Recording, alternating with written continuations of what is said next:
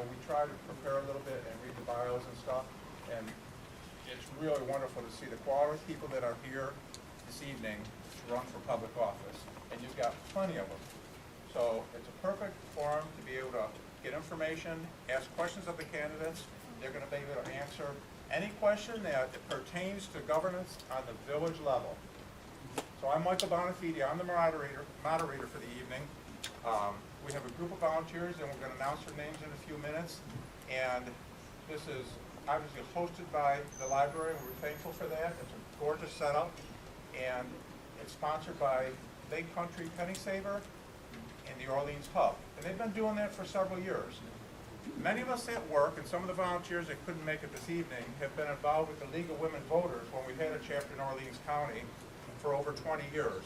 That's what we modeled this after, and I'm going to go through some of those rules and how we do things so that you have better understanding for it. We've already reviewed it with the candidates, but first I'd like to ask you to join me in the Pledge of Allegiance to our flag. We have a little flag that we bring around and we use, but because the library has such a beautiful Old Glory right outside that corner, if you look towards We Love Our Library, I invite you to pledge with me the Pledge of Allegiance to the flag. After that, I'd like to offer a moment of silence, if you choose to, in remembrance of those that have served us in the past and are currently serving in our military. I pledge allegiance to the flag of the United States of America, to the republic for which it stands, one nation, under God, indivisible, with liberty and justice for all.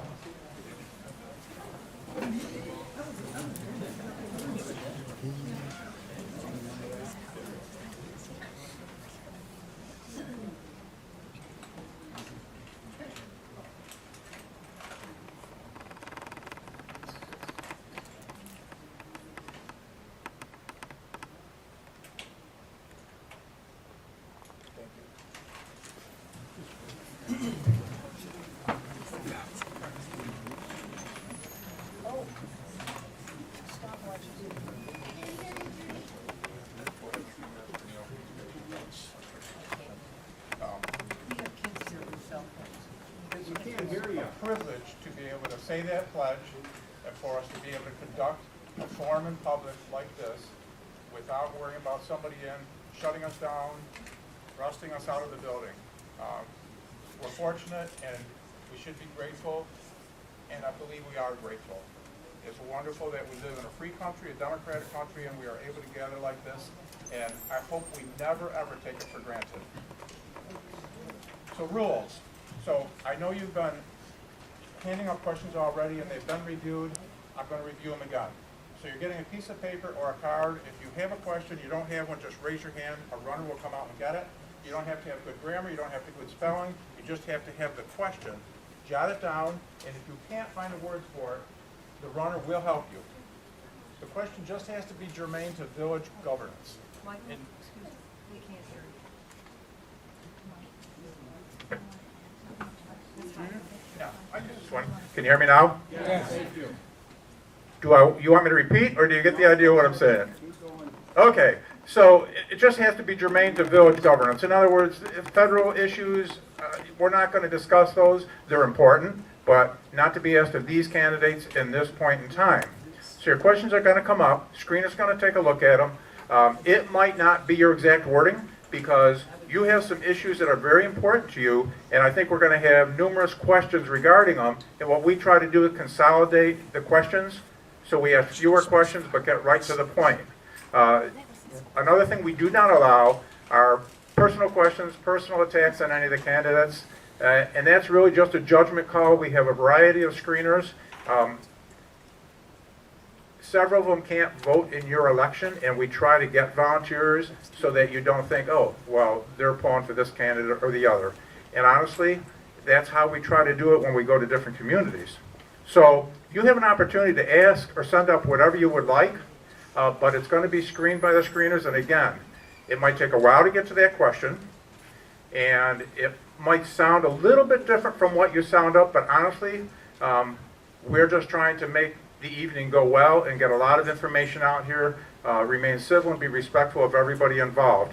And I know the candidates are anxious to talk to you, so we're going to get going, but I'm going to have an opening statement from each one of them first. I'd also like to mention that the order that they're sitting in is random choice. There's no significance. They signed on something when they came in. They didn't know what they were doing, so that we moved that around, and that determined the order that they're sitting in. We try to alternate who answers a question first. We're not always successful, but we have a pretty good record of moving it so that the same person doesn't have the burden of always answering the same question first. So I'm going to ask our articulator and head screener, Judy Kohler, to come up, and she's going to thank volunteers and will announce this year's candidates. I think the timer is working. Good evening. Once again, I'd like to thank, oh, do I need Yes, to? we I have have to. such a I'm loud sorry, we voice. have to. 33 years of teaching in the city gives you a really big voice. Anyhow, once again, I'd like to thank the Lake Country Penny Saver and the Orleans Hub for putting this on in this. You gotta speak right into the Zoom. I can't believe I can't be heard. If I let go, they'll hear me in Albion. Okay, I won't. Once again, I'd like to thank the Lake Country Penny Saver and the Orleans Hub for hosting this, and this gorgeous library where we feel very warm and welcome. Thank you very much for that. I would like to introduce the volunteers. This is all volunteer. None of us get paid a cent for this, and these wonderful people are working very hard trying to get to all your questions and to get the questions from you to us, and then to get a timer that works, a timepiece that works. Challenge. Diana Baker, Pam Mary Janowski, Karen Davis, Cassandra Boring, Jess Marciano, Jeannie Martellata, our photographer, DJ, he's pretending he's not here, and my husband Michael, and me, Judy. The candidates, this is an amazingly wonderful slate of candidates. I loved reading about you when I started studying for this. We have Michael Mack, Marguerite Sherman, Tim Elliott.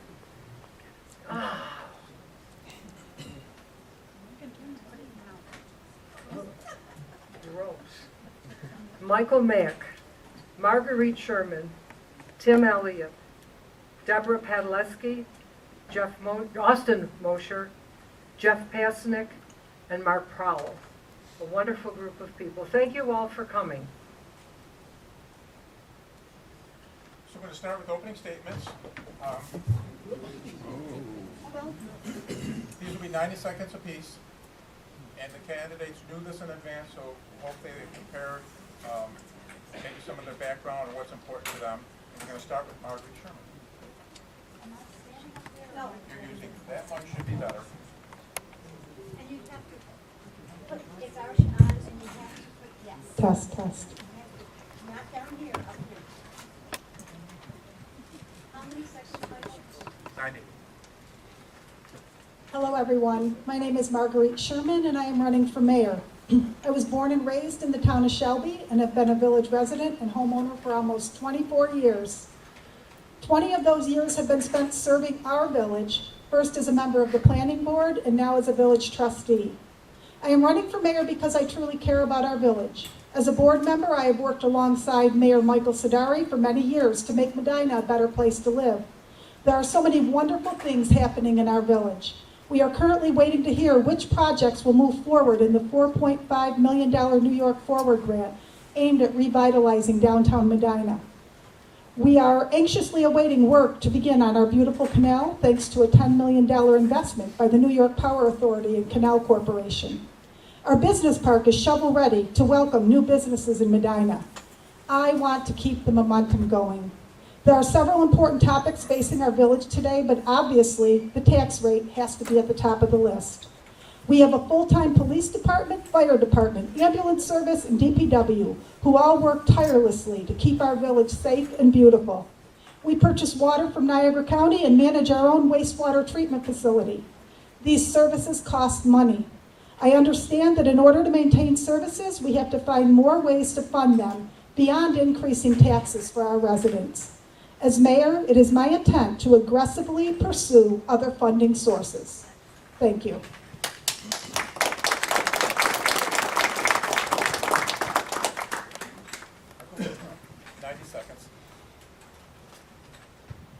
Good evening. Thank you all for coming out tonight. This is pretty impressive that we have as many people in the crowd as we have. My name is Michael Mack. I am a lifelong resident of the village of Medina.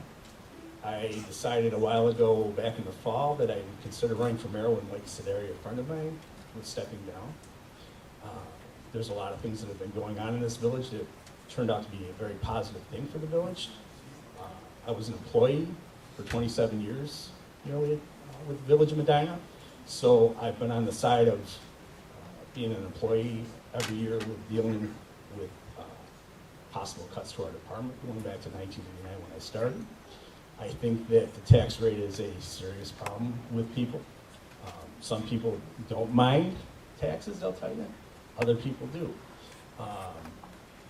My biggest concern is I think that we have some things good going on, as Marguerite touched on, that we need to keep going.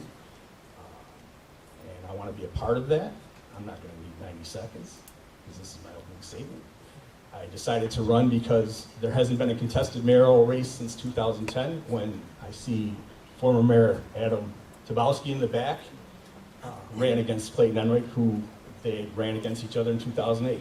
So it is very humbling to seek this position. I sought out a team with Matt Mosier, Austin Matt Mosier, and Jeff Pasnick to try and get this done. And I appreciate everybody being here, and I look forward to the questions. I'm not going to need 90 seconds on my opening statement, short and sweet. I've always had a very strong sense of community. I've worked and volunteered here in the area my entire life. One of the biggest issues that I have had a problem with was the overall lack of voter turnout and apathy when it comes to issues here in the village. When Mike approached me about running, I made the decision that I thought my unique, fresh set of eyes could be of help to the village board. Thank you.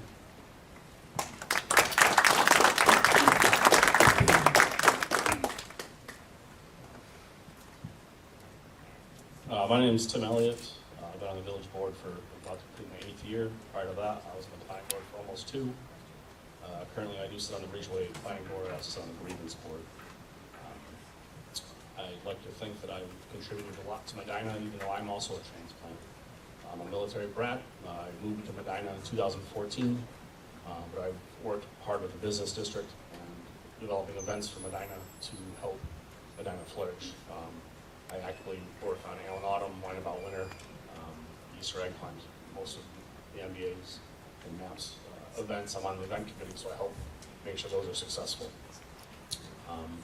Like Marguerite said, there are a lot of positive things coming to Medina. The New York Forward grant, that information should come out very shortly, but that's definitely something that Medina has to look forward to. However, there is a very high tax rate, and that has to be addressed. And we do have to tighten the belt and figure out how we're going to figure out shared services or unfortunately cutting services. We have to review everything. So that's where I stand.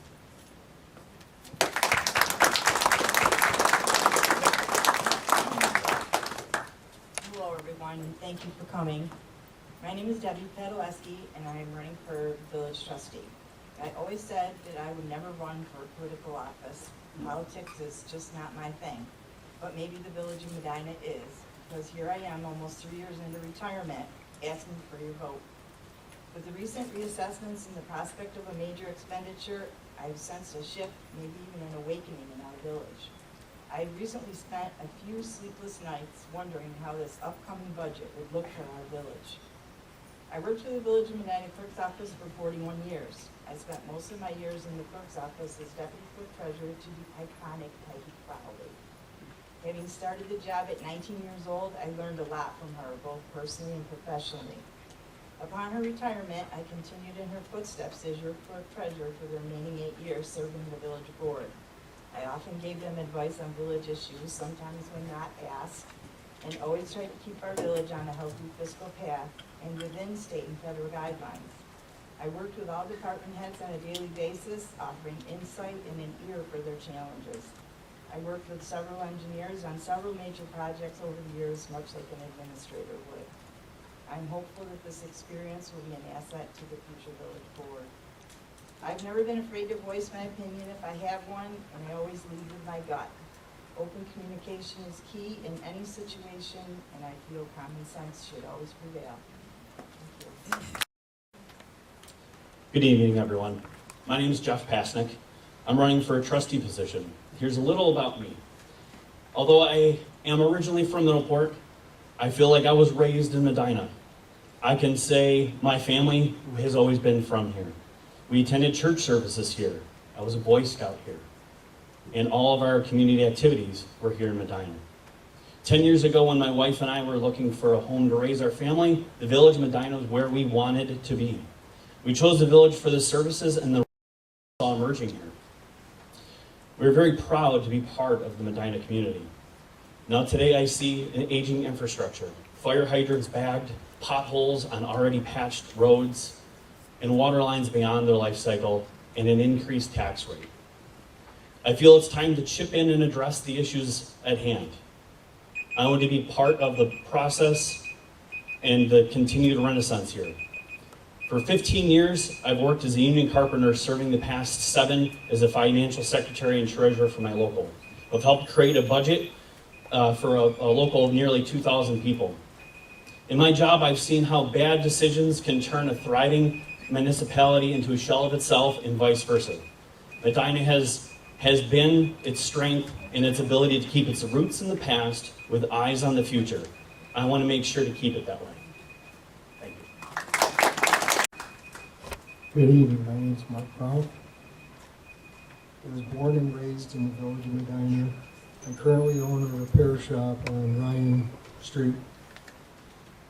I have owned Prowls Auto Service for 11 years. I've also recently retired from Medina Police Department. I was a police officer for 16 years, and prior to that, I worked for the Sheriff's Department. And I was a volunteer with the auxiliary police. I'm running for village trustee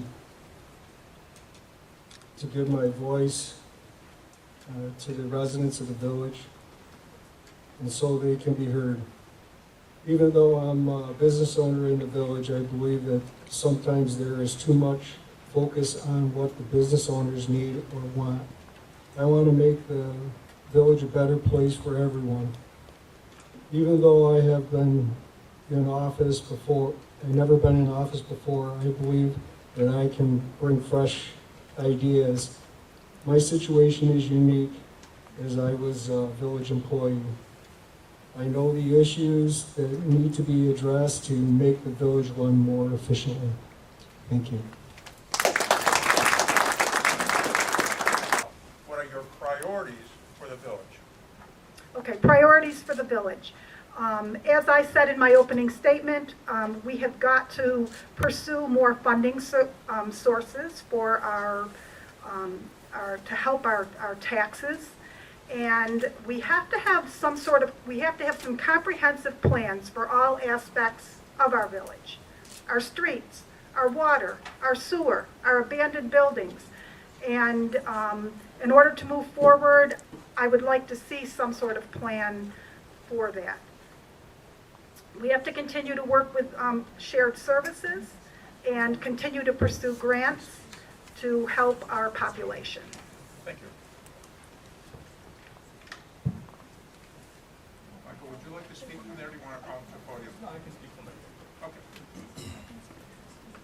3 priorities that I think are important for the village. First is our infrastructure. We have an aging infrastructure that's been noted in the opening statements.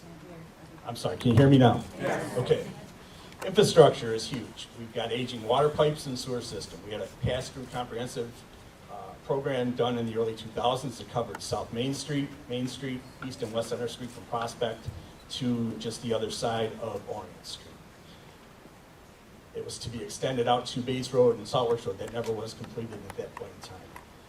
The second thing is the aid and incentive for municipalities. We're on the short end. We provide a lot of services to the area. And we get shortchanged. If we were a city, we'd get a lot more money than we get.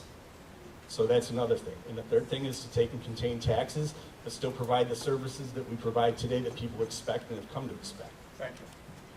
Austin, would you like to stand? Everybody hear me? I have two priorities. If elected, the first would be the budget process, because we're thrown right into it. Second would be developing comprehensive programs and plans for future village growth in all of our programs and departments. Thank you. In regards to my priorities, I guess, the continued growth towards downtown and the community itself is a must. Whether it's additional grants that we've applied for, and budget is definitely number 2 on the list. The budget's going to be extremely hard this year. That's just what it comes down to. That's going to be a challenge. Yeah, definitely the budget. That's one of the reasons I'm running, so the tax rate definitely needs to be addressed. I think the budget's gonna be a nightmare myself, but yeah, so the budget and the tax rate, and also other funding and, let's see, how shall I say this delicately, but maybe monies that may be owed to the village from other entities. We need to really get that tightened up. So my time's up. Thank you. Thank you. Okay. My priorities would be fiscal responsibility with tax rate and services. A comprehensive plan so that way the village knows where we're going so we can plan out things to purchase and how to fix the infrastructure, and continuing on with our services, whether it be shared services with everybody else or just our services in general. My priorities would be obviously the budget and the needs and wants of the people that are paying the taxes. What we can and what we can't eliminate. And to go back to the basics and work up from there. Thank you. Thank you. What would you do to encourage our young people to stay and raise families here? What would you do to encourage our young people to stay and raise families here?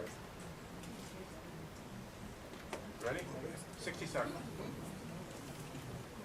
Well, for me, is pretty simple. I think our young generation need to start getting involved.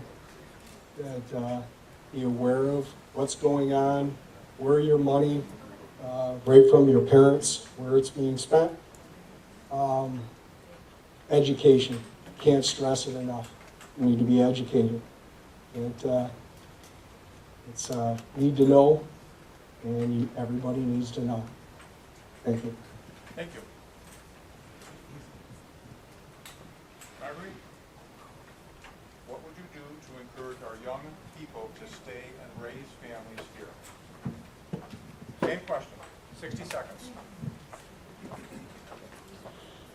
Our young families have to have a sense of community. And it starts with the families here in our village, and we encourage our families to take part in community events, to volunteer.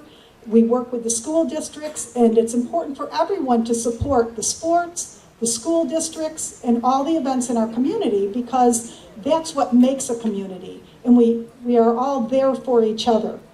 I have a daughter who is raising her family here, and we also, encourage this through our churches. And we love to see all of our young families coming to church together and just enjoying our community. Thank you.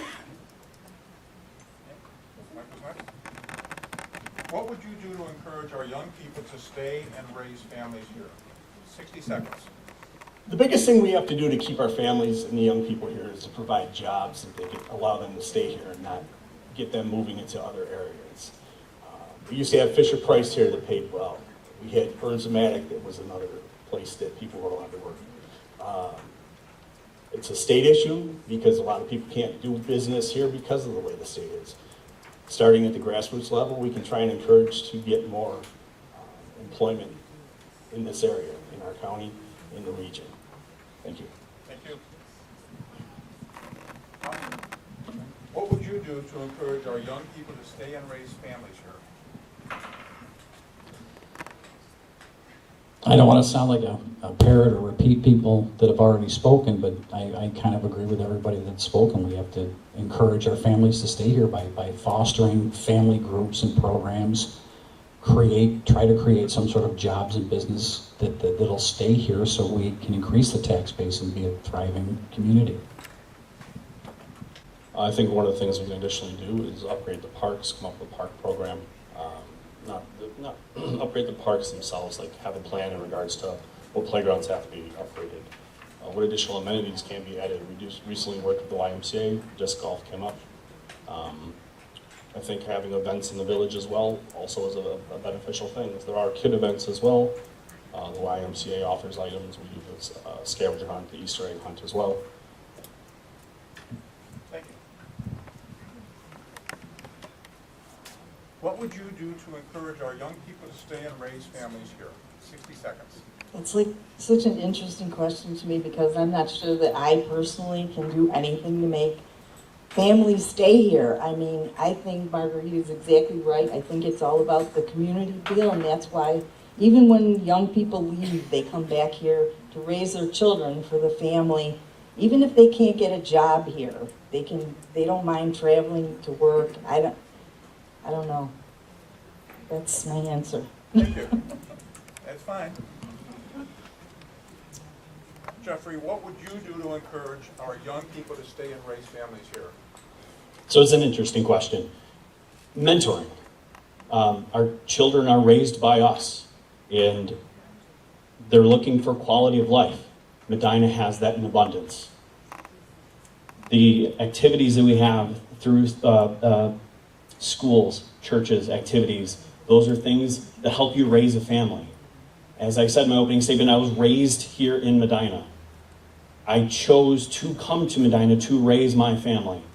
And it's a fantastic place to live. So I think the best way that we can encourage them to stay here, to raise their families here, is by highlighting the fact that we chose to stay here. Margaret, so this is 60 seconds. What specific costs can be reduced to save money and reduce taxes? Specific costs. Reduce, save money, and reduce taxes. Did you hear the question? No. What specific costs can be reduced to save money and reduce taxes? 60 seconds. You can go first.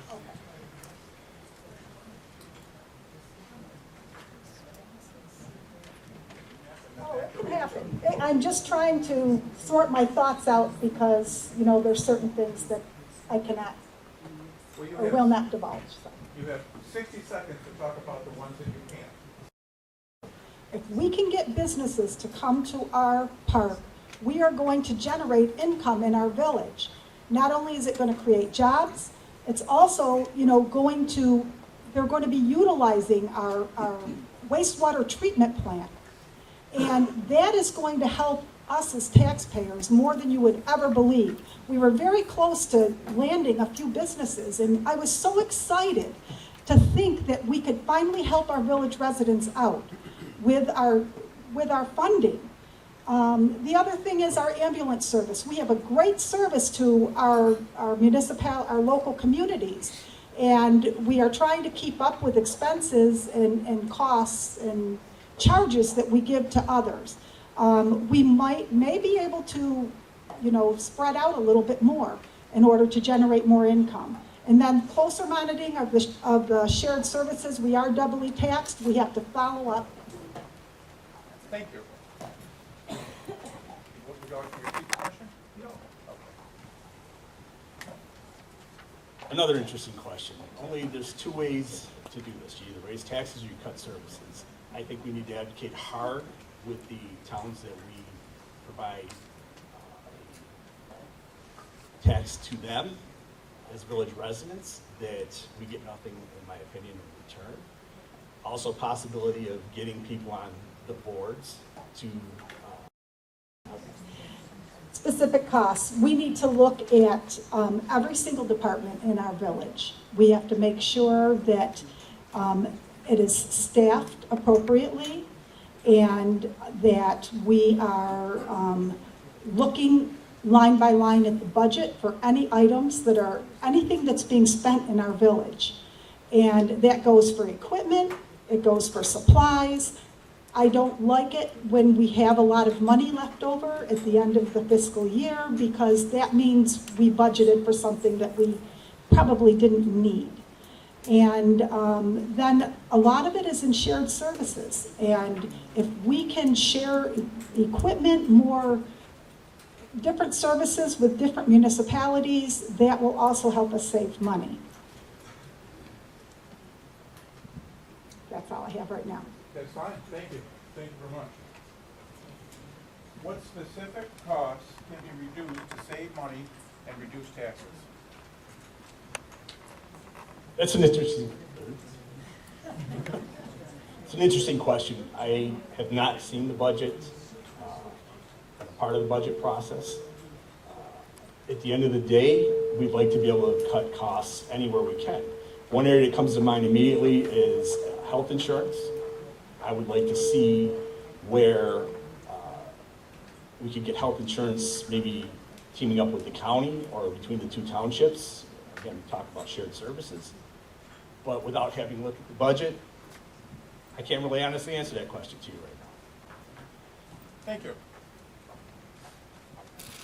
This is a 60-second question, and I will repeat it. I'll come out in the audience and repeat it. But I want to give you folks a chance to start thinking about it. Austin gets to answer it first. This is for everybody. The look of the village needs addressing. Enforcement of property maintenance code, sidewalk, system improvement. What do you propose to do? Give it a second, and I'm going to say it to them. Gentlemen. Okay. Well, it's in the building code. It's time that the board empower the code enforcement department to enforce the building code. Aside to that, maybe we should, as a community, come up with programs to assist property owners in cleaning up their properties and maybe a sidewalk program. Thank you. Tim, the look of the village needs addressing and enforcement of the property maintenance code, sidewalk system improvement. What do you propose to do? I helped establish a vacant property code in Medina a couple of years ago. I believe that it is time to be revamped or looked over to give code enforcement more clause, basically, so that we can help the properties that are in need. That being said, I don't think fines are necessarily the answer. I think that if maybe we did have some sort of community group, and whether it's volunteers, and they could sign up for additional help that might be needed, sort of like a Friends of Boxwood, but like a Friends of like, hey, help our neighbor. I think it's a better route to take versus fining people. That being said, a letter saying you might get a fine is a requirement. That's the technical step the village has to take, so that has to be issued out as well. As far as sidewalks go, same thing. There are sidewalk programs other towns have. Akron has one. We can definitely look into that more. But technically, the sidewalks are property owners' responsibility. When you start writing tickets to 80-year-old ladies that fix their sidewalk, it doesn't look very good. So we have to come up with some other solution. Thank you. Yeah, this is definitely a common concern and difficult to address, but I think that as far as the sidewalks goes, there's already a program in place in Medina that that allows the property owner to work with the village in removing and replacing any broken sidewalks. I don't know if a lot of people know about that, but that definitely can be used. And a few years ago, we had grant money that we could loan out to property owners that they could, low interest loans that they could fix up their house with. So I would really like to look into that as well.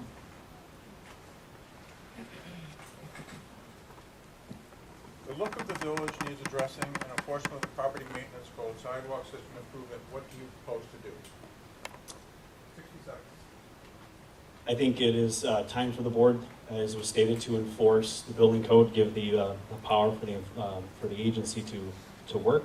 I do agree that giving tickets to elderly is not necessarily the way to go, but there are programs that are run through the state that can help homeowners with beautifying their homes that are run by the state. We all pay taxes, right? It's run through the state money. So educating, getting that information out to the public.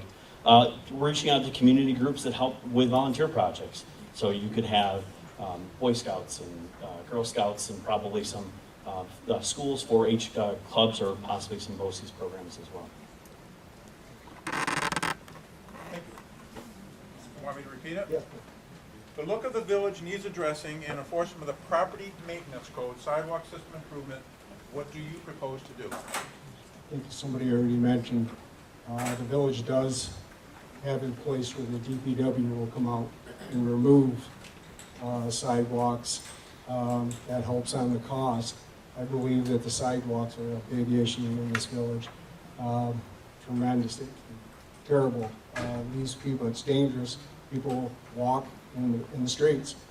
We've had people get hit.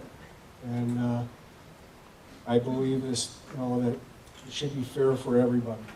Somebody should go around, it should be our code enforcer, and he needs to address, make a list of what properties need to, and we go, and the board moves to that problem. That if it comes to fines, or maybe there's another solution where we can develop, there's enough properties, maybe we can get a grant, or we've had businesses donate money to beautify Medina. My house was one of them. Thank you for that. Good answers, everyone. We have 2 more to go. The look of the village needs addressing and enforcement of the property maintenance code, sidewalk system improvement. What do you propose to do? Don't start that timer yet.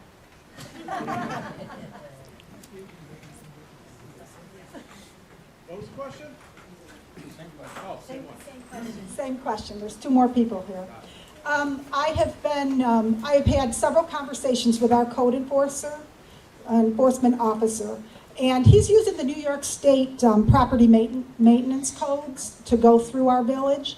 And I asked him, do we need to update our own codes here in the village to reflect what the needs are or what the desire is in our village? And he told me that they update their codes every 3 years, and we would have to look at and go through a lot to update our codes every 3 years, so we start with the New York State codes. So anyways, we need to continue working with the code enforcement officer, and yes, we do have to impose fines, and we do have to give them letters, but we also have to help with this. And I brought this up at a board meeting a couple weeks ago, that in the past, at the high school one time, we had a guidance counselor who decided he wanted to beautify our community, and he got people to express interest, put in applications, they need help with their buildings or their residences. And Thank you very much. we had people help. I have more to say, but call me. Closing statement, that's why you have extra time. Anything that you folks miss here, that's your opportunity to take notes on your page, you can address it then. 60 seconds, same question. The look of the village needs addressing, enforcement of the property maintenance code, sidewalk system improvement. What would you propose to do? Very interesting question. The look of the village has been brought up recently, our gateways, especially by the county economic development.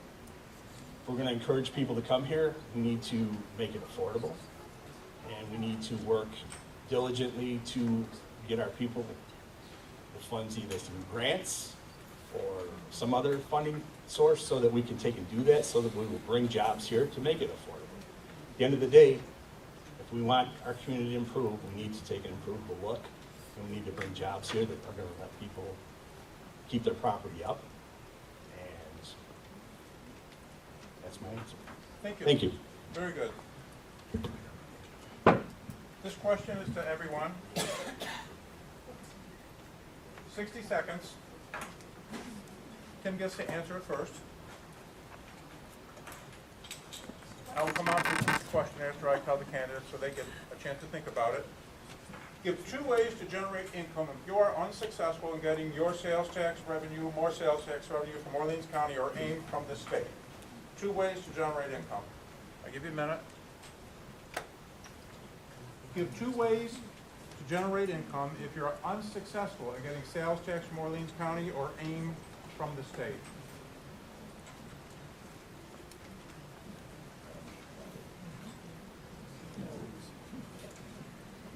$60 seconds.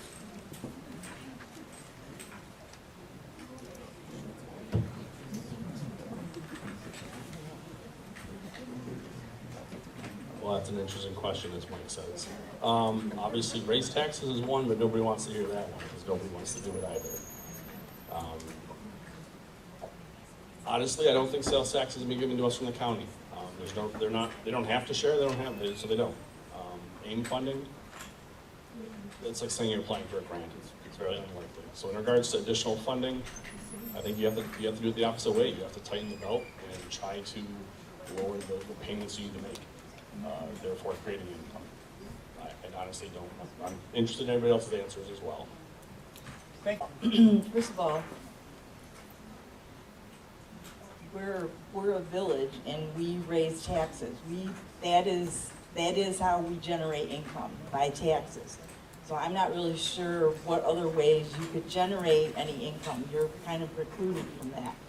So you have to rely on funding from state and federal sources. You can't do your own fundraising, that's not allowed.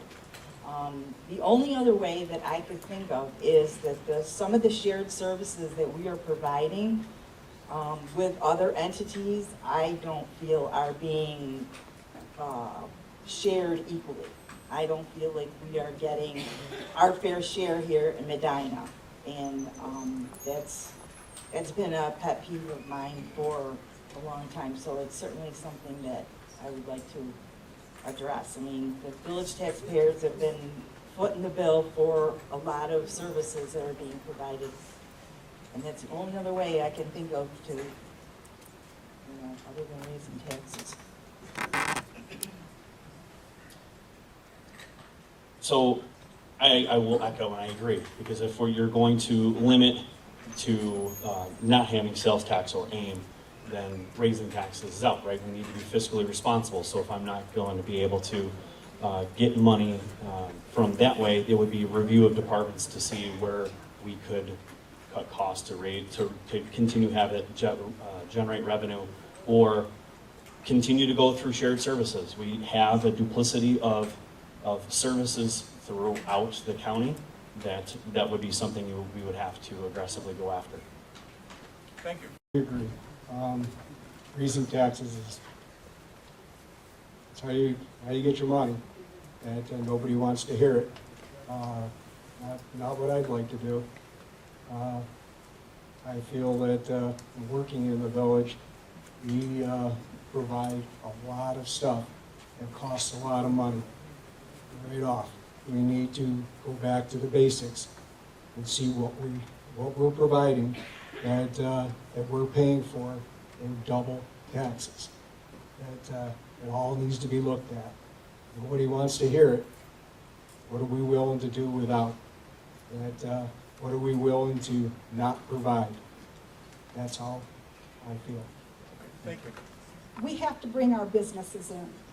We have a shovel-ready business park ready to go. If we can get businesses to come to our park, we are going to generate income in our village. Not only is it going to create jobs, it's also, they're going to be utilizing our wastewater treatment plant. And that is going to help us as taxpayers more than you would ever believe. We were very close to landing a few businesses, and I was so excited to think that we could finally help our village residents out with our funding. The other thing is our ambulance service. We have a great service to our local communities, and we are trying to keep up with expenses and costs and charges that we give to others. We may be able to, spread out a little bit more in order to generate more income. And then closer monitoring of the shared services. We are doubly taxed. We have to follow up. Thank you. Would you like to repeat the question? No. Okay. Another interesting question. Only there's two ways to do this. You either raise taxes or you cut services. I think we need to advocate hard with the towns that we provide tax to them as village residents, that we get nothing, in my opinion, in return. Also, possibility of getting people on the boards to town of Ridgeway, town of Shelby, that would advocate for the village. We haven't had that in a long time. And the bottom line is, we need to push for more assistance from the state and more assistance from the county.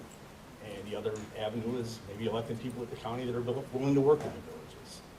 We're not the only village. There's the village of Albion that has this issue, the village of Holly, which is much smaller, the village of Lindenville.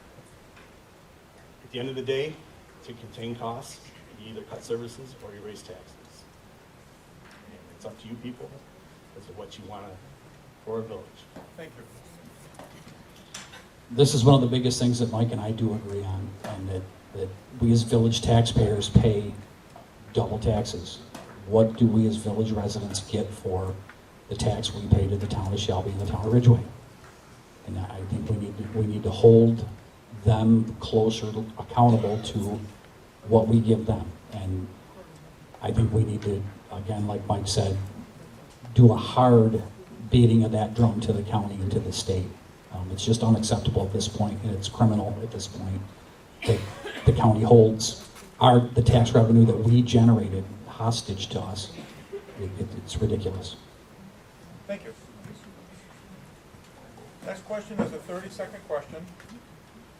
Deborah, you answered first. Go ahead. Pass the mic down. How do you feel about Medina becoming a city?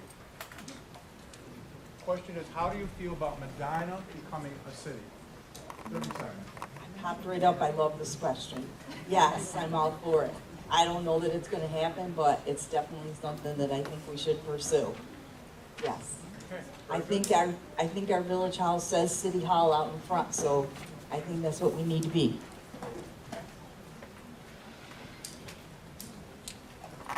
No need to repeat. Thank you. I am all for Medina becoming a city.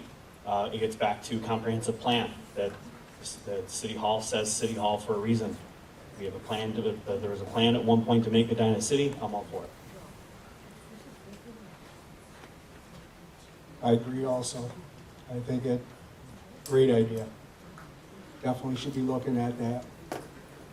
Thank you.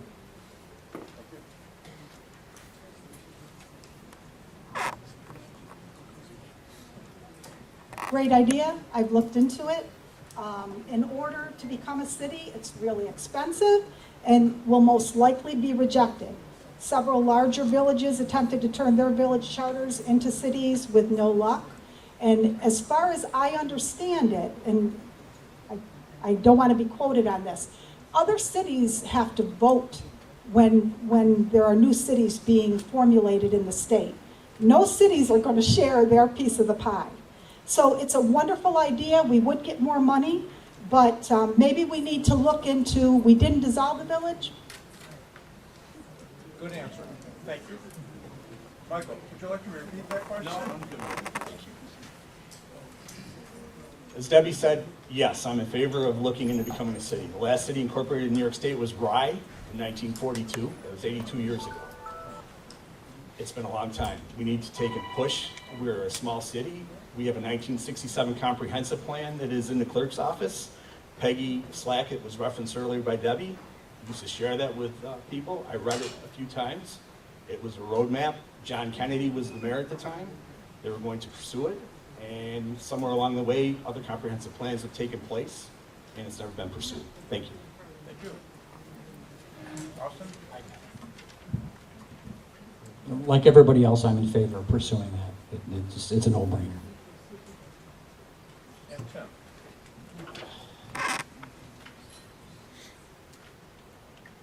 Obviously, I'm for it, but I'm going to continue the education that Marguerite was putting out. So to become a city, the other cities vote on it. So if you have a pie, you want, hey, you want to have a new city. There's no reason for the other cities to share the money. So as much as it's nice to become a city, realistically, it's not possible. There's a reason it hasn't been done in 80 years. Thank you. Thank you. So 30-second question. Jeff begins this question. 30-second question. What services would you recommend sharing to reduce costs? The question is, what services would you share to reduce costs?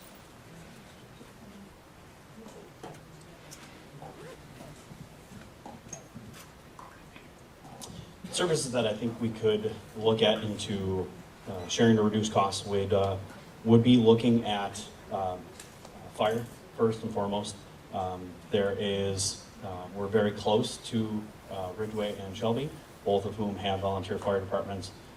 Creating a fire district would be one way to create a way to reduce that cost, and then be putting everything else on review. What services would you recommend sharing to reduce costs? Well, I would be, recommend all services be shared if it saves us money. Obviously, we have a wonderful fire department, ambulance. It saves us money by consolidating to provide service for everybody, and then we could save money. Same thing with the police department, DPW. I don't see any reason all those departments can't come together and save money. We belong to town of Ridgeway and Shelby.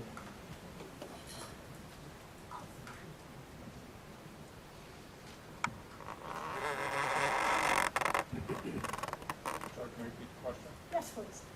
What services would you recommend sharing to reduce costs? So I would, just continuing on from where I left off with the last question. We didn't want to dissolve our village years ago, 10 years ago, in order to save money. But what I would like to see is I would like Medina to extend its border out into the towns, where no one would lose their identity, but we could maybe share services, have one DPW. We would have, a code, our codes would work together, our clerks, and then we could just share those services. Thank you.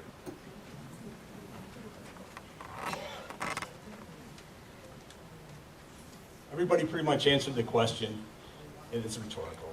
At the end of the day, we need to take and share services, and the county legislature recently discussed regionalism with creating fire districts.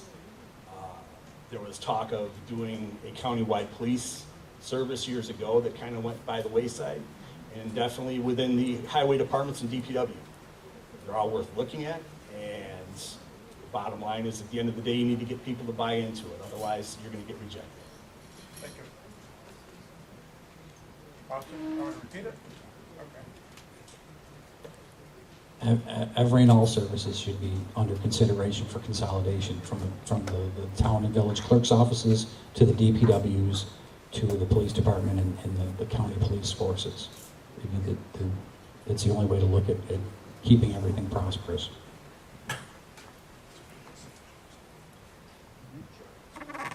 What services would you recommend sharing to reduce costs? 30 seconds. Any duplication of service needs to be looked at. It's a prime example right now. I have no Shelby reps, no Ridgeway reps. They're not here. Nobody's here to listen to us from the towns. I think we need to pressure the towns, and if they're unwilling to help, we're definitely going to have to offer them some options. Thank you. Deborah? What services would you recommend sharing to reduce costs? 30 seconds. Okay. Yeah, I'm very interested in the topic of the fire district. I know some local municipalities have been researching that, and I would be interested in doing that as well. Thank you. The next question is 60 seconds. It's a mayoral question. Michael, you're going to get the question first. Where do you stand on the proposed fire hall versus a public service building? I know this is a very important thing, so the question is here. Where do they stand on a proposed fire hall versus a public service building? I cannot answer this question in 60 seconds. The bottom line is, I'm in favor of a new public safety building. I think we've kicked the can down the road for a long time. we've had to buy equipment that fits the building versus being able to buy something that we can put into a building. I believe that we have an opportunity to take Medina for the next 100 years, putting forth a public safety building that would suit the police and the fire department. I'm very much in favor of looking at that rather than putting a Band-Aid on a building that's been around for 100 years already. Thank you. Where do you stand on the proposed fire hall versus a public service building? 60 seconds. I'm all for a public service building, but we don't have the money to build one. So, and we have a beautiful building right now on Main Street where our city hall is. We need to save our building. We need to put some money into that building and make that our public safety building. And, you know, we've got to have a place. We do not have to have the Cadillac of places, but let's build on our own building and let's do something that is more affordable. Thank you. So this question is for everybody. It's a 60-second question. Mark, you're the first to answer. Infrastructure improvements, how do you go about it? And we're talking about water and sewer primarily. So the question's about infrastructure, mainly water and sewer. They can include other things, but how they would go about it.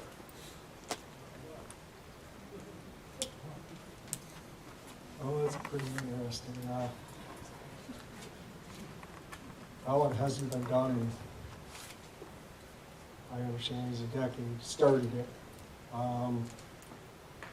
Definitely with the amount of money that is, you would definitely have to go out for grants. You'd have to do it in phases. The answer, I really don't know. It's one of those, it has to be looked at. You kick the can too long for that. There's a lot of streets that need it. But the funding, we're broke. And it's a lot of money, and it's, I know nobody wants to look at it, but because it's something that's underground, you can't see it every day, and it's not beautiful, but it's something that we need to exist here in the village. Thank you. Marguerite? Infrastructure improvements, how would you go about it? Water, sewer, but basically infrastructure. Okay. So we received a grant for a water line study that showed to replace the water lines, it would be about $30 million.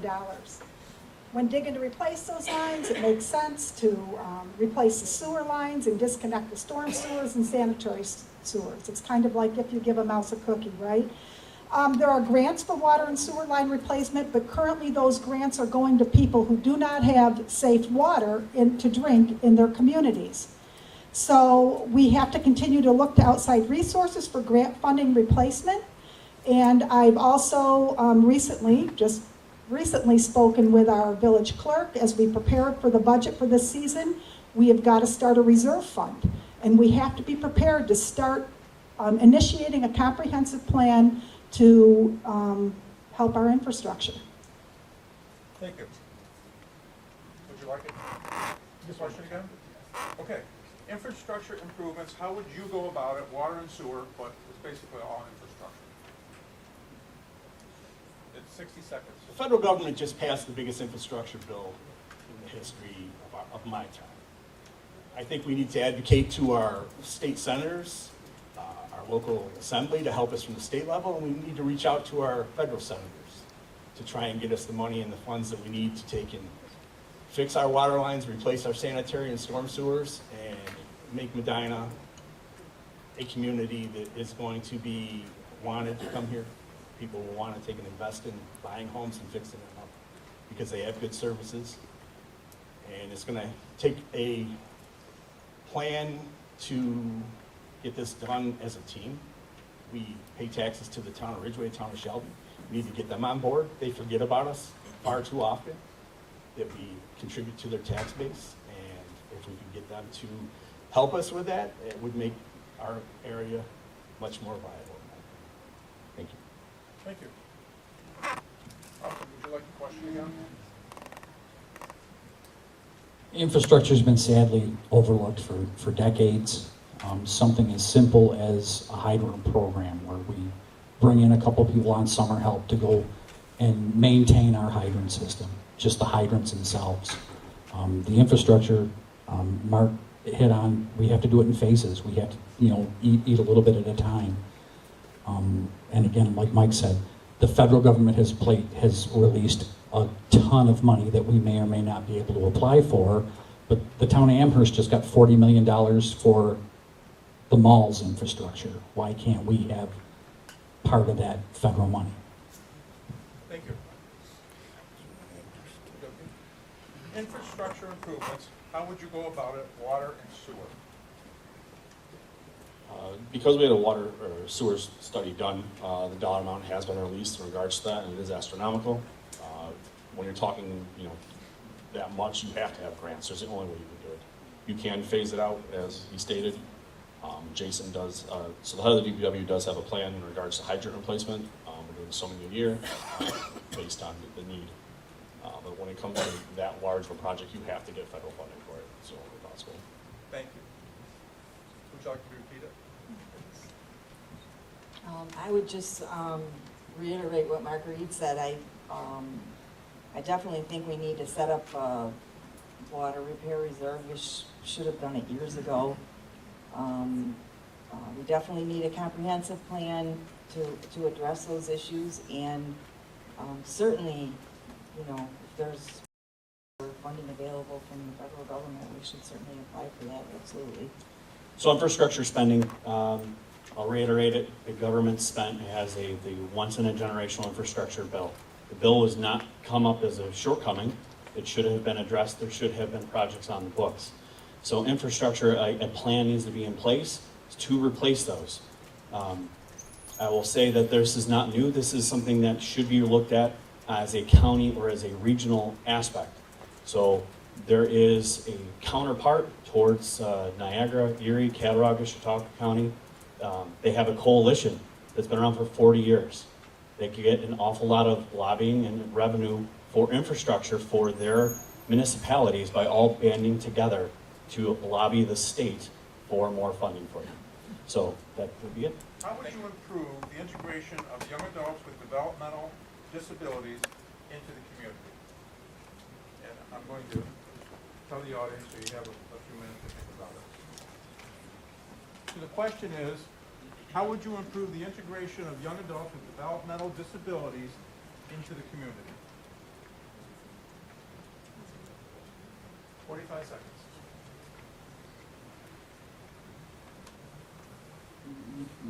First, I would, if elected, I would continue with the program that was introduced at the board meeting, establishing accessible parks at State Street Park. Next, I think it would make sense to work closely with the school. They already have done that and are doing it with the classrooms now. Why reinvent the wheel? Let's see what they're doing and try to see what we can do to bolster that. Thank you. Would you like to hear the question? How would you improve the integration of young adults with developmental disabilities into the community? Well, I'm definitely not prepared for this question. Not going to lie on that one. I would agree the school probably already has a lot of programs in place that we could help integrate into the village. I'm not prepared for that question. I'm just flat out going to say that. I don't. It's a tough question. I don't. Okay, thank you. Would you like the question? No, I agree. I would need some time to think about that for sure. I mean, I think it's needed, but I absolutely work with the schools on that. I think there was something that we talked about at the board meeting with the playground or whatever, so there's probably some great ideas out there, and I would be open to any of them. I'm going to repeat Yes, it. please. This is one that bears repeating. How would you improve integration of a young adults with developmental disabilities into the community? So there is a program that I know through Arc of Orleans. They help place those citizens out for employment. I think having conversations with them, being unfamiliar with the challenges and difficulties of the population, I feel like discussing with them the challenges that they would need to, for us to assist, discussing, integrating them into the community as far as giving them positions of employment, working with MAP, Medina Area Partnership, to advocate on their behalf for their employment and making things more accessible for them. Thank you. Do agree with him, with Jeff, and we're very lucky that we, in Medina, we have schools right here in the village. I think we definitely have to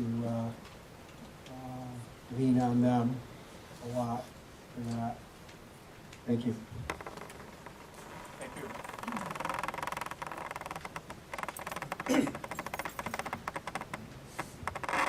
Sorry, question? No. This is right up my alley. They are in our community.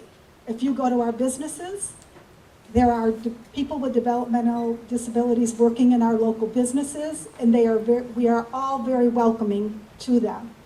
If you have purchased a piece of a chain to help a cause down Main Street, if you have given your cans to somebody walking down, I do not want to give names, we are welcoming in our village. We can be more welcoming, I guess. If you don't know that they're already here, let's welcome them even more. But we can also work with the Arc of Orleans, and I just happened to think about something. We get cleaners in the village when we hire them. I know that they have a cleaning service, and I just thought about that as we're looking in the next budget season. Maybe we would like to check with the Arc of Orleans. Thank you. Did you like the question? No. There's no top of what Marguerite just said. The citizens are already here. We have several of them. At the end of the day, one of the things we can do is our city hall is an example of non-ADA compliant. It's been that way for a long time. We used to have meetings within our old courtroom at City Hall. We can't do that anymore because people with disabilities and the inability to get up the stairs cannot get into the building. Marguerite touched that we have the ARC here. They're here already. There's nothing more we can do except for improve and make sure that people are following the ADA in their buildings through code enforcement and making sure that our own buildings are ADA compliant. Thank you. This is a 45-second question. It's for trustees, and we're going to begin with Tim. How would you improve communication between the village board and the village residents? So the question is only for the trustees. How would you improve communication between the village board and the village residents? As an existing trustee, I feel like I'm already very approachable. I'm out in the public on a pretty regular basis. I'm not afraid of Facebook. I will comment on your post if you say something. I love to think that I'm probably the most vocal, minus maybe Jess, in regards to any politician locally on Facebook. I'm very approachable. For those that aren't on Facebook, I'm still very much in the public. I help plan all the events that happen in Medina in regards to the business area, so I'm here to talk to you if anyone needs to talk to somebody. Thank you. Would you like the question? You can repeat, go ahead. Pardon me? Go ahead. How would you improve communication between the village board and the village residents? Well, I would encourage everyone to attend the board meetings, of course. The last few that I've been to have been very well attended, and I think that's awesome. I think the current board members have already put a few things in place with social media and stuff that have made it very easy to, contact the board members or whatever. So, and yeah, if I get on, call me. I'm ready. How would you improve communication between the village board and the village residents? Accessibility, that's there. Obviously, coming to the village board, I will give a compliment to the current board that I do think it is wonderful that they have a lot of open public forum, comment period. So it makes, as a resident, you don't feel like as if you're going to those and making feel that you are not, your voice is not heard.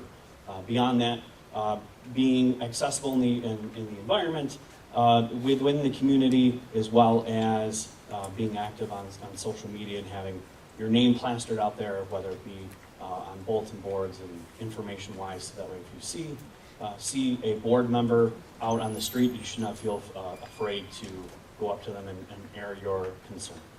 Thank you. How would you improve communication between the village board and its residents? Obviously, board meetings are important. Really nice that there's a section in there where you can voice any comment that you want or any concerns that you have. I feel that I'm very approachable. And when I was a police officer, my shop was like a rolling political stand down there. Everybody gives their opinion, same as any coffee shop. That's what's nice about local government, that when you're here, to be a board member, you have to live in the community. So I've seen everybody here, and it's really easy to be approached. Thanks. Thank you. Austin, how would you improve communication between the village board and village residents? 45 seconds. I would encourage everybody to come to board meetings. Until things got kind of shaken up lately, I've been attending board meetings for over a year, and a lot of times I was the only one there that didn't have to be.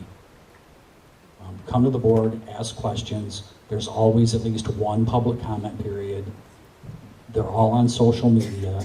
They're all very publicly accessible. I don't know if there's a whole lot that we can improve upon with that particular issue. Thank you. This question is for everyone. It's a 60-second question.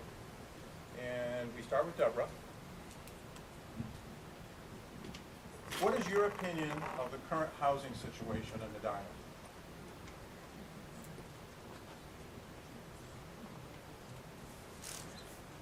One second. Hold that thought. Thank you. What is your opinion of the current housing situation in the village of Medina? Sorry. Well, let's see, do I have an opinion on the housing situation? Like availability of housing, is that what you're asking? It's an open question, so it's, what is your Oh, opinion okay. of the current housing situation in the village of Medina? So you might think it's Well, great it's or not. limited. I guess what comes to mind is the housing here is limited. There's only so much housing here, and if we can't build anymore, there's nowhere to build more. It's definitely an issue, but, I guess that's my answer. I'm not really sure the question, but.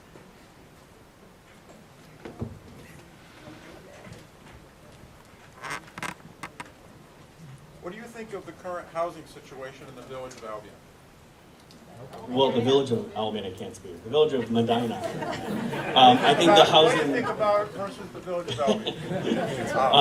I think that the housing is a situation that affects everybody. It can affect us as a personal person looking to purchase home. If you are someone who is looking to rent, if you are looking to transition to downsizing your house, there is a need for that.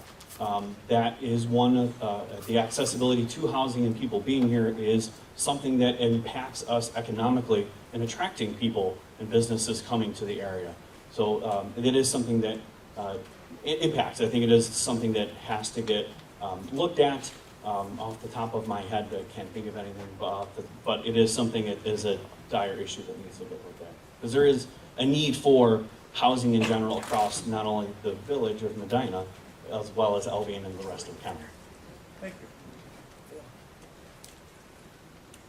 What do you think of the current housing situation in the village of Medina? Well, I do know if people have approached me of different properties in the village. There is property available in the village to build a house.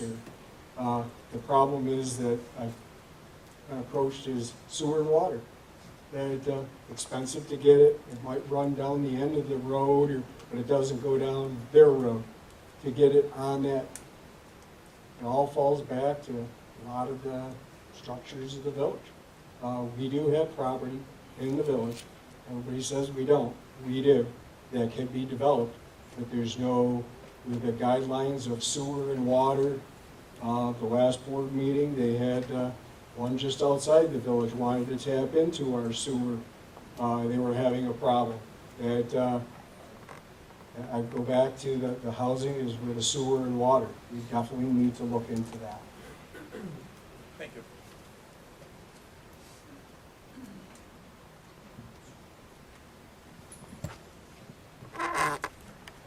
More cost-efficient housing is needed in our village. We have limited land available.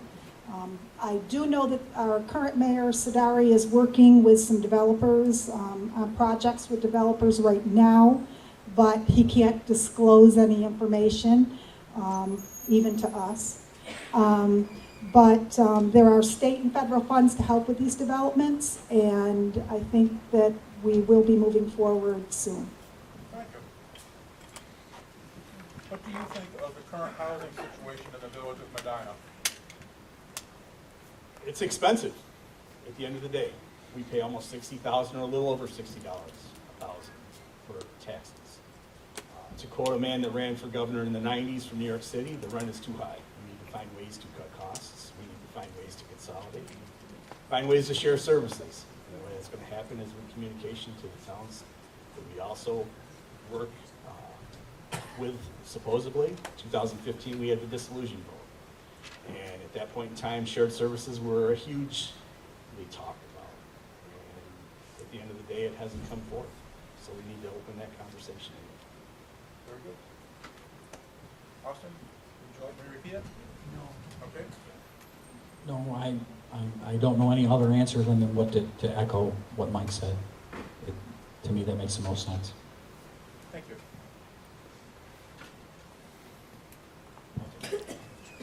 What do you think of the current housing situation in the village of Medina? The village has met with a housing developer about a year and a half ago.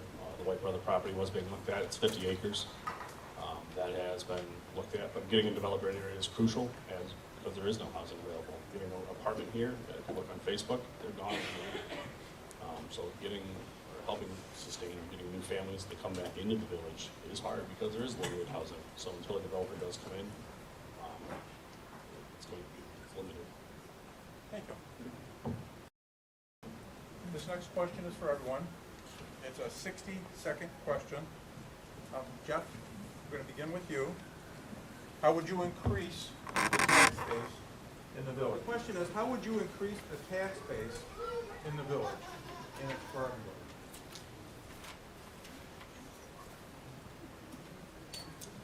So increasing the tax base would look at trying to attract, it's a multitude of things that we talked about, trying to attract businesses to come to the business park to then pay taxes on the building, trying to work with developers to develop housing in here so that people will come and stay here and pay taxes, correct? And then the only other way you can look at increasing the tax base is to grow the village, right? So looking into annexing in or talking with Shelby and Ridgeway into creating something larger. So adding them into Medina. Thank you. How would you increase the tax base in the village of Medina? Well, I agree with everything he said, but, and a ditto. That's right on cue with what I was going to say, but I agree with that. Thank you.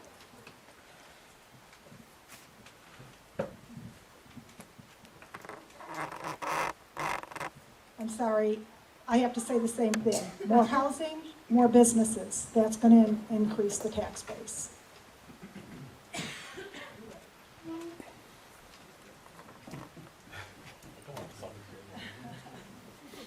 Let's raise taxes. We're going to increase the tax base, let's just raise it, right?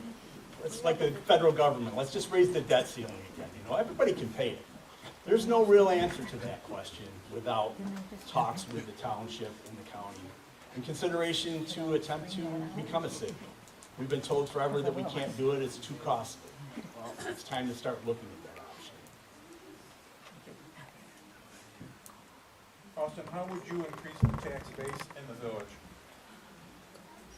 like everybody else, increase the tax base. You have to bring people in, you have to bring businesses in. Working with the Industrial Development Agency and really hardly working with them to put something in that industrial park that's mostly vacant and been vacant for decades.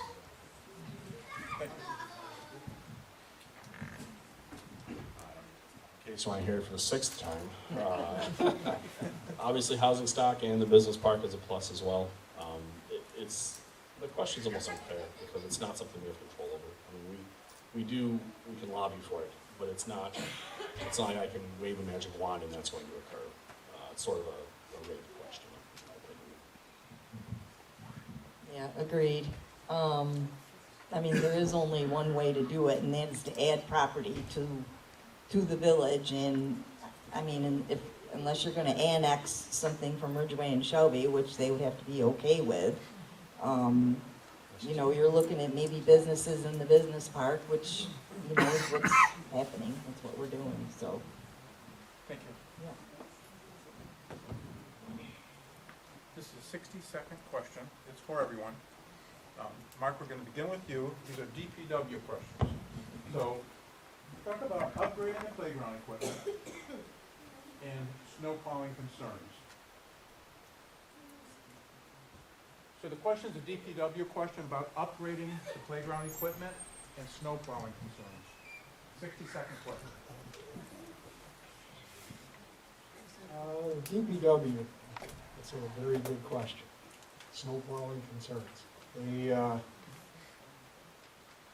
My big P is most people who leave the village, they have to leave the village to go to work. I feel in every village that I know of, the county does it, second shift. And as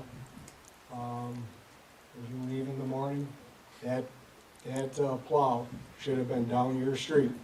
And I don't care if they come in at, two guys come in at 2 o'clock in the morning, 3 o'clock, and they get out earlier.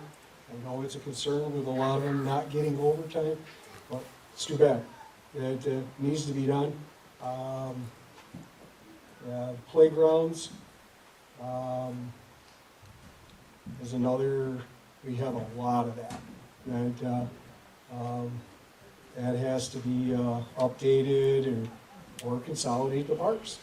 That's another big money. Thank you.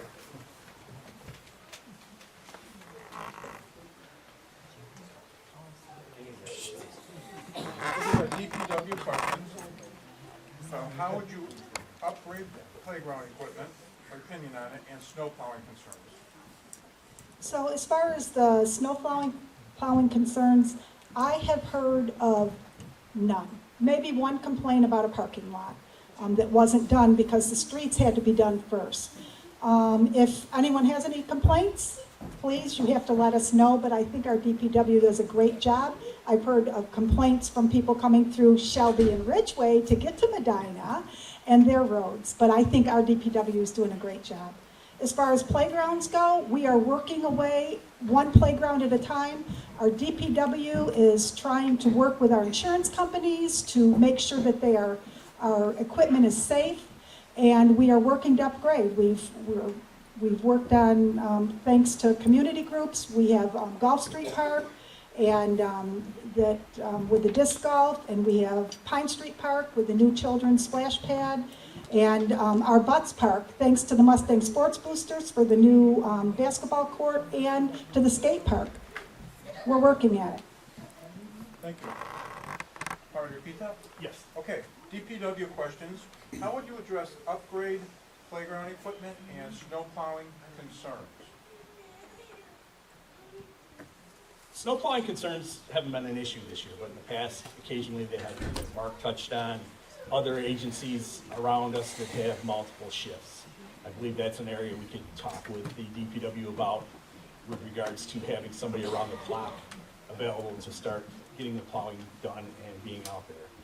Another area is a possibility of consolidation, yet again, merging highway departments into one. It's not popular with a lot of people, but if we're going to save money eventually at the end of the day, it's got to be discussed.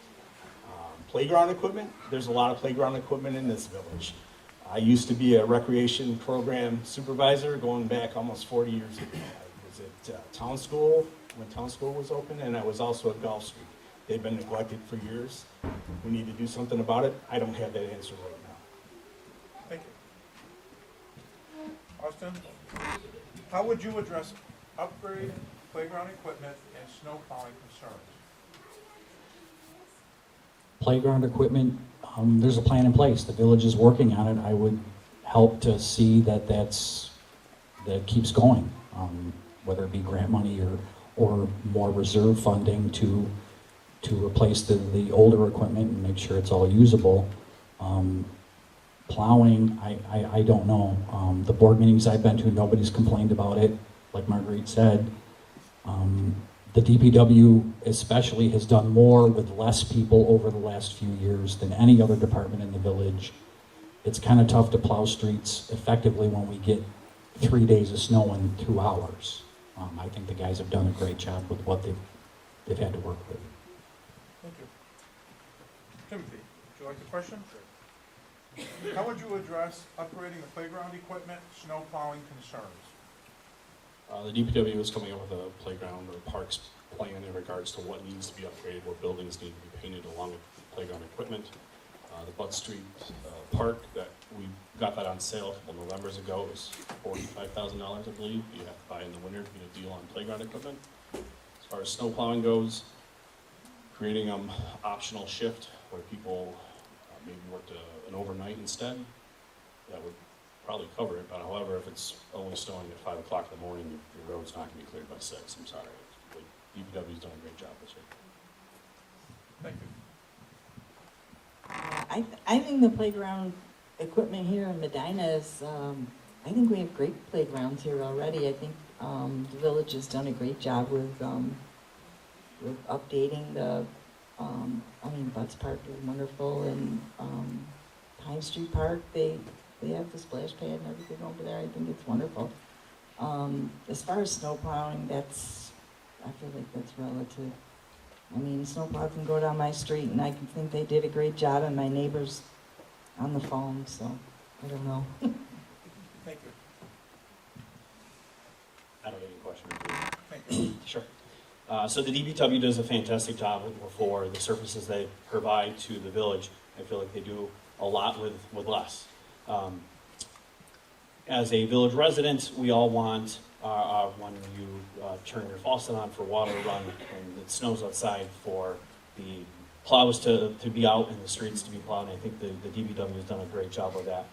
To echo everyone else's point, that would be a point of contention if you are having that issue, to bring that to the village board. Speaking of comprehensive plans, the board has a plan that they have been rolling out to upgrade the playground systems, being able to continue on with that plan if elected, to also help find new funding streams for playground equipment and things of that nature, but as well as just helping out the DPW with any other concerns that they have. They do a great job. Thank you. So, you've answered. So we have 2 brief questions, and then we're going to give you a few minutes to think about your closing statements. The first one is for everybody. It's a 30-second question. I'm going to start with Marguerite. How do you feel about residency requirements for the employees of the village? The question is, how do you feel about residency requirements for employees of the village? When I started on the board 10 years ago, it was a no-brainer. Every village employee should live in the village. And then the housing market got tough. It is tough to staff an excellent fire department and police department, and we want the best of the best working in our village. And sometimes it's not possible for them to live in our village. So therefore, I've changed my frame of mind with the experience that I've had in the village. I think they need to live within a 10-mile radius of the village, if at all possible. But we can't always have them working within our village. Thank you. How do you feel about residency requirements for employees of the village? As a former employee, that was a contention back in the 90s. We had a police officer that came from Brockport that lived within a 15-mile radius at that time. They changed the rule to accommodate him, and then in 1995, they went back to the 10-mile radius. I think we need to take and stick by what we have in law. It is tough to get employees to come here. The unofficial ruling with the fire chief that I worked for, Greg Barheit, was if you're gonna work here, you're gonna live here. And it was an unofficial rule that if you work here, you live here. Austin? what do I you don't, feel? I don't need to repeat it. Okay, If anybody knows me, they know that this has been a bone of contention of mine for years. If you work here, you gotta live here. thank you. How do you feel about residency requirements for employees of the village? I don't think it's required. The main reason why is I'm not taking a horse and buggy to work. That's where the rules stem from. And a lot of times, police officers or qualified candidates live outside the village. That's what it is. Our village is small. It's an opportunity. You're not. It doesn't take. Nobody minds commuting to work. I don't think it's required. Thank you. Yes, residency. Definitely something that needs to be looked at and reviewed. Far too many of our employees do not live in the village of Medina, and that is not right. They don't even live near the village of Medina. When your employees live here in the village, they care about where they live. Their main focus is not how much money they're making, but it's about the community that they live in. And we are lacking in that right now, seriously. Because people do not live here, they don't care about Medina, they care about coming in here and getting a paycheck. The residency requirement needs to be reviewed, and it needs to be Thank you. adhered to, Thank the you. one that we already have. Jeffrey, how do you feel, what do you feel about residency requirements for employees of the village? Ideally, I'd like to see the employees of the village live in the village. We already touched base on housing issues within the village, so to spark that, I believe that's what the essence of the change to the radius is all about. But I also think it's about creating programs for people that want to be part of village, kids that live in the village, to ride along, to be Coleman for the fire department, to learn from the DPW so that this is where they choose to want to stay for their careers. Thank you. Would you like the question? How do you feel about residency requirements for employees of the village? Well, it would be very nice to have everybody live in the village, but a lot of police departments, our police department, I know for the fact that it's really hard. You have to pick from, a lot of people don't want to be police officers anymore. There's a lot of problems getting police officers. They've already established somewhere, and you get a quality, somebody laterals, or I don't see a problem with somebody living outside the village, to come here to work. A lot of people do it. School teachers, for one. A lot of school teachers do not live here, that they make it to work.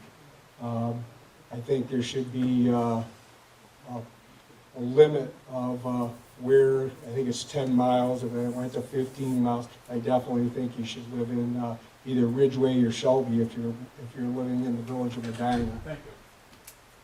Last question. Marguerite, you do not start first. Michael does. So guess what? To wrap up, you get to start first. Okay. What do you propose to do to help our seniors in difficult financial situations? 30-second question. You have a little bit to think about it. We need to keep the tax break that they give now, What do you do? or What do you a propose to do to expansion. help our seniors in difficult financial situations? There you go. I'm sorry, I didn't hear you. That's okay. We already have a program in place where seniors get a discount. We need to take and continue to look at that yearly, whether we need to change the guidelines for the income amounts so that it's affordable for them. And we need to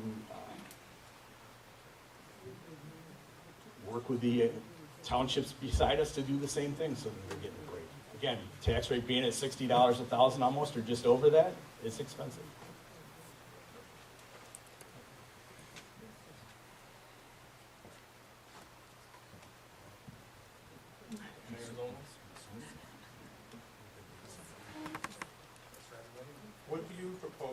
help our seniors in difficult financial situations? I'm sorry, I don't really have an answer for that. I don't know at the village level what more we could do other than trying to hold the line on taxes and revenue. Thank you.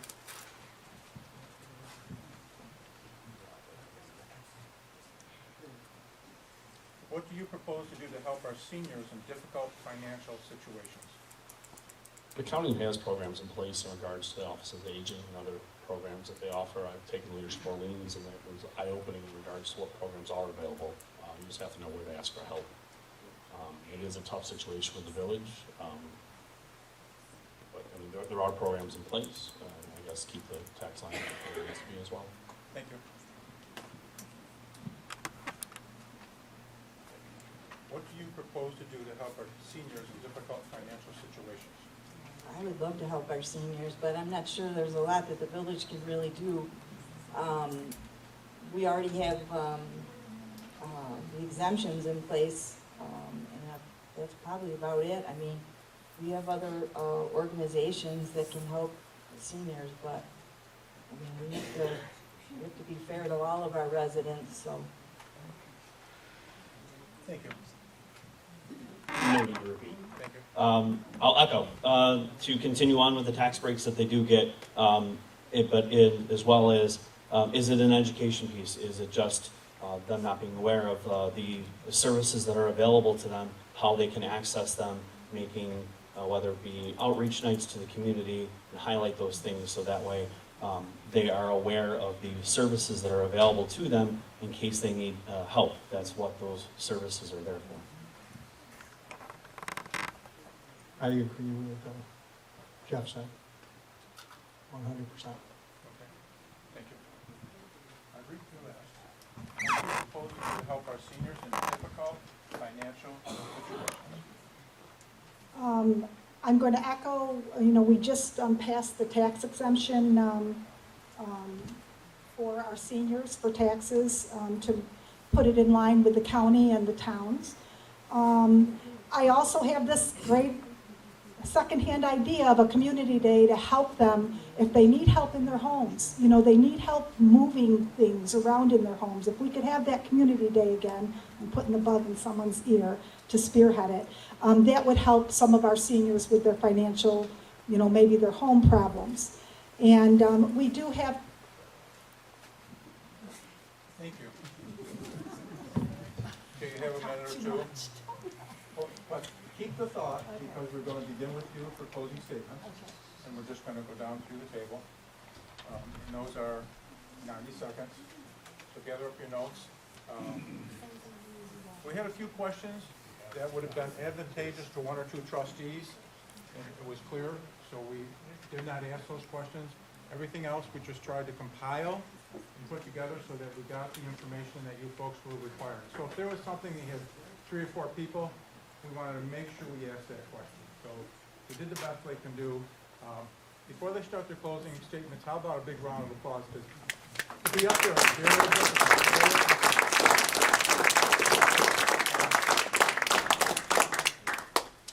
We're going to begin with Marguerite Sherman. So I do have to go back to one thing about our code enforcement. And very quickly, we were at a board meeting and 2 people, I think they left, they were in the back of the room, and they said, Marguerite, how come you don't see these old signs here? Well, sometimes we don't see everything. So as I was speaking to our code enforcement officer the other day, we thought, well, let's have one of the board members ride along with him when he goes through the village so we have a second set of eyes. So anyways, periodically I go into Medina High School to speak to students taking a participation in government class. This past fall, one of the questions I was asked was, who is your boss? So I thought for a moment and I said, well, I looked at them and I told them the village residents and the taxpayers are my boss. The mayor has big shoes to fill. Our Medina mayor now needs to be visible, accessible, transparent, and strong-willed, as Mike Sidari has been. They need someone who is engaged in the community, who also cares for its people. And I know you will find that in me.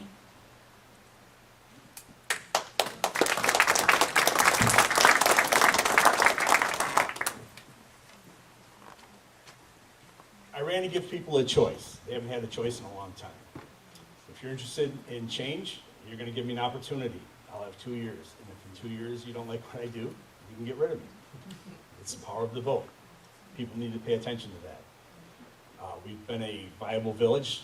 Mayor Sederi's in the back. He has done an exceptional job running this village the last 6 years. There are big shoes to fill. Going back to our fire department days, Mike has always been dedicated. I would like to say I'll bring that same dedication and passion that he had to the village as mayor. Again, it's up to you. You decide. If you're happy the way things are, you'll elect Marguerite, and she'll run with it. If I'm elected, I get the ball, and I get to run with it. See how it goes. It's up to you.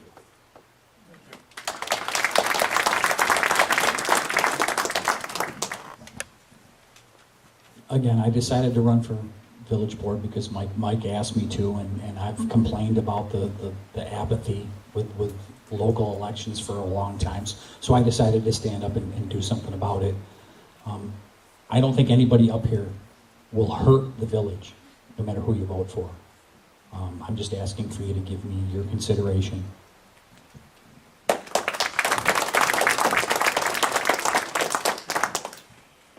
I agree with what Austin just said. I think you have plenty of options up here. None of us are anti-Medina. We all want Medina to thrive. So I don't think you have a bad vote. Make sure you approach us regardless. Ask us questions. Keep us honest. Keep us humble. And that's what needs to happen. I mean, at the end of the day, we pay taxes as well. So that's about it.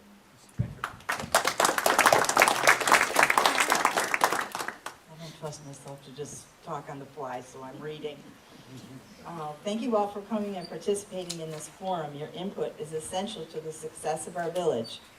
Many of us have seen a significant increase in our tax bills from the school and the towns and county.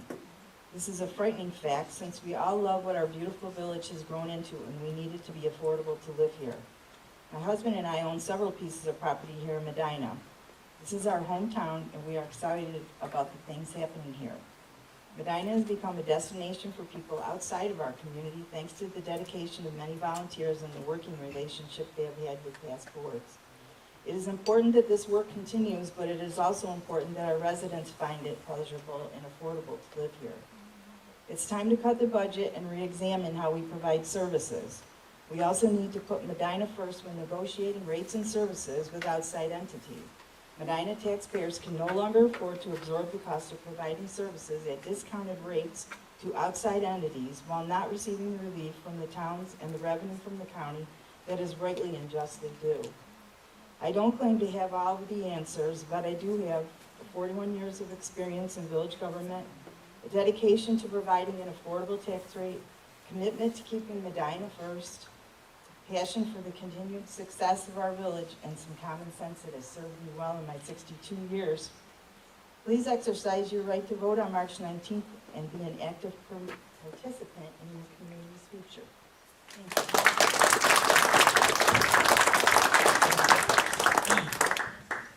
Okay, so first of all, I want to say thank you to Penny Saber and to Orleans Hub for putting this on, and all the volunteers that are here. And more importantly, thank you all for showing up and asking some hard questions. I'm encouraged, and I appreciate the interest in what we all think and have to say. On March 19th, the village has an opportunity to stop kicking the can down the road. It's time to collectively push together for our fair share of revenue from Albany, the county, and the towns. The village needs a comprehensive plan in place. How do you know where you're going to go unless you have a roadmap to get there? Medina is an amazing place. I ask that when you vote next Tuesday, that you consider me for your vote. I will be an advocate for you. You can contact me on my Facebook page anytime. That's Jeffrey Pasnick for Medina Village Trustee. You can find my email address on there. Or better yet, I'm going to hang around afterwards. Feel free to come up and see me. I welcome all questions and suggestions. Thank you.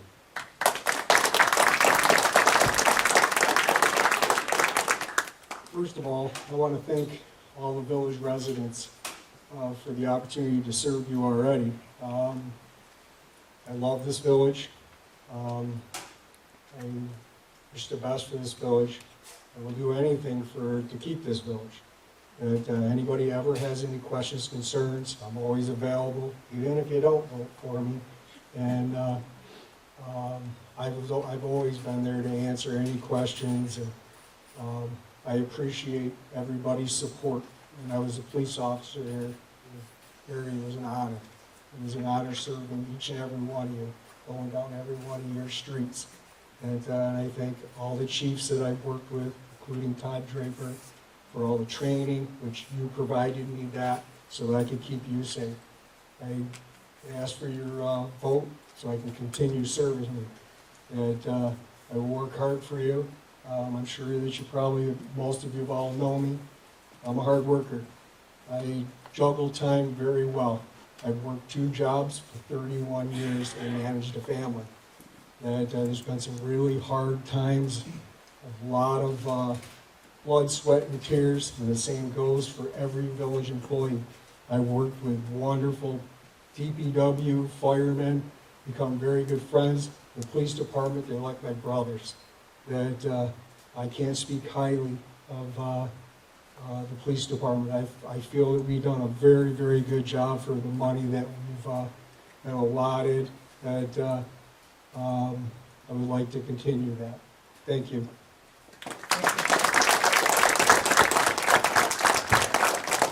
That concludes this year's candidates forum.